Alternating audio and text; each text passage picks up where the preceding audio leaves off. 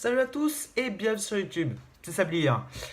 Aujourd'hui on se retrouve donc dans une nouvelle vidéo, vous avez pu le remarquer évidemment. Et on va tout simplement parler d'aviation pour changer. Alors déjà j'espère que vous avez passé des bonnes vacances. Moi, bon, c'était pas des vacances de taré, mais bon, je me suis reposé donc c'est le principal. Et c'est le retour de la chaîne, c'est le retour de la vidéo par semaine. Alors, par contre, il faut que vous sachiez quelque chose. Aujourd'hui, on est jeudi. Donc, vous pouvez vous dire, ah, mais peut-être qu'il a tourné la vidéo mercredi, mais il n'a monté que le jeudi. Non, non, je suis en train de tourner la vidéo ce jour même.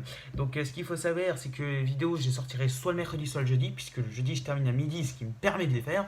Donc, voilà, désormais, ce sera le mercredi ou jeudi en fonction de mes envies. Et vous aurez la surprise. Bon, je vais éviter de faire durer ma vidéo 23 minutes, donc on commence, c'est parti.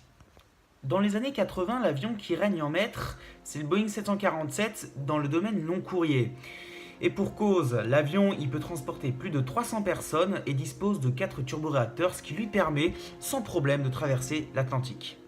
Entre les années 70 et les années 90, il sera le long courrier le plus vendu du monde.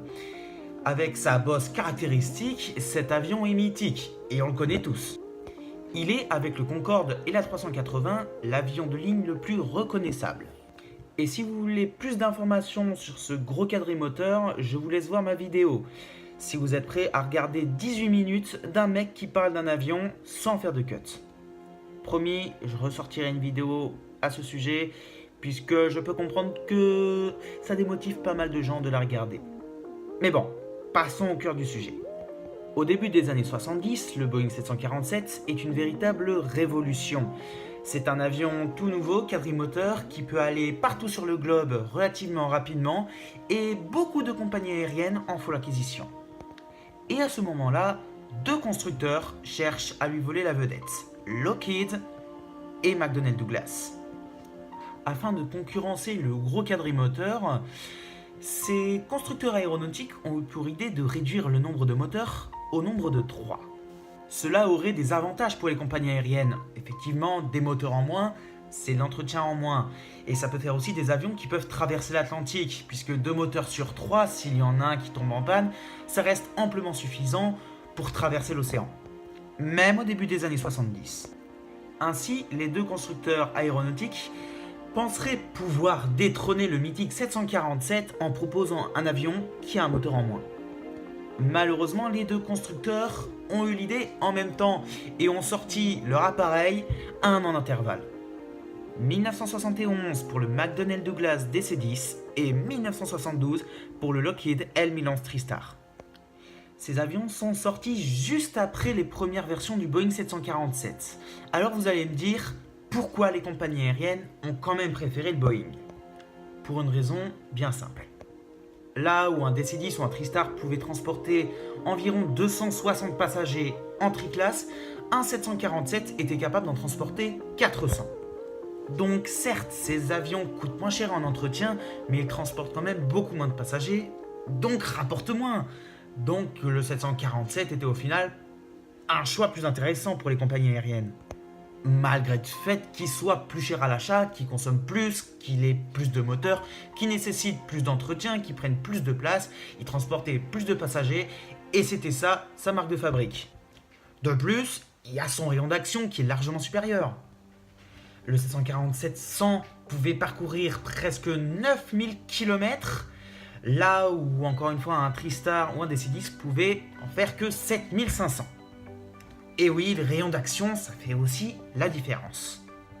C'est pour ça que tant de compagnies aériennes ont choisi le 747 et que ces deux trimoteurs, ah oui, parce qu'ils étaient deux, donc forcément ça divise par deux les parts du marché, le potentiel, puisque le marché est déjà entre guillemets saturé, et ben il reste pas tant d'avions à acheter.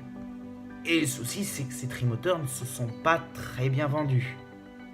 En fait, ils se sont surtout démarqués pour leur version cargo, qui était plus intéressante, puisque là on demande simplement de la charge utile et pas forcément du rayon d'action. Et encore le 747F, il a pas mal concurrencé ces gros trimoteurs. Et parti sur le marché, en 1972, Boeing sort le 747-200, une version largement améliorée du 747-100 avec des performances accrues. Donc vous imaginez bien que les compagnies se sont ruées sur ce jet et qu'il restait pas beaucoup de place pour le DC-10 et le TriStar. Après, ces avions ont trop trouvé leur place dans certaines compagnies aériennes, notamment aux États-Unis, par exemple Delta Airlines pour le TriStar et American Airlines pour le DC-10. Mais leur succès limité par le Boeing 747 fera que ces avions, ils sont pas si connus que ça finalement. Mais encore aujourd'hui, certains DC-10 ou même TriStar sont encore utilisés. Par exemple, la version militaire du DC-10, le KC-10, qui est un très bon ravitailleur, est encore utilisé par l'armée américaine. Et le TriStar a également servi d'avion d'essai comme plateforme de lancement pour la fusée Pegasus. D'ailleurs, on retrouvera son évolution Pegasus XL sur le futur plus gros avion du monde qui sera destiné justement au lancement de Pegasus XL d'ici 2020. Cette fusée servira à lancer des SmallSat qui sont des petits satellites et sera opérée par la compagnie Stratolaunch, compagnie spatiale privée. Je ferai peut-être une vidéo dessus un jour. Pour conclure, je dirais que ces avions ont été assez ambitieux, mais malheureusement ils sont concurrencés l'un l'autre et ils sont plus attardés là-dessus que vraiment concurrencer le 747 qui était vraiment le leader du marché à ce moment-là. Donc je pense que ces avions avaient un potentiel, mais le fait qu'il y avait deux appareils au lieu d'un et qu'ils ont un petit peu entre guillemets saturé le marché, il s'en est pas vendu tant que ça. Malheureusement, ces avions méritaient quand même le détour. C'est pour ça que j'ai décidé de faire une vidéo parce que je sais que certaines personnes, même qui s'y connaissent pas mal en aviation, ne connaissent pas forcément beaucoup de choses sur ces avions et j'avais envie de faire une vidéo assez courte puisque je sais que les vidéos longues, ça vous saoule, sur le sujet. Voilà, donc j'espère que cette vidéo vous aura plu et si c'est le cas, n'hésitez pas à mettre un pouce bleu, à vous abonner à la chaîne, à partager la vidéo, c'est important. Sur ce, je vous dis salut, à la prochaine, c'était Sablier.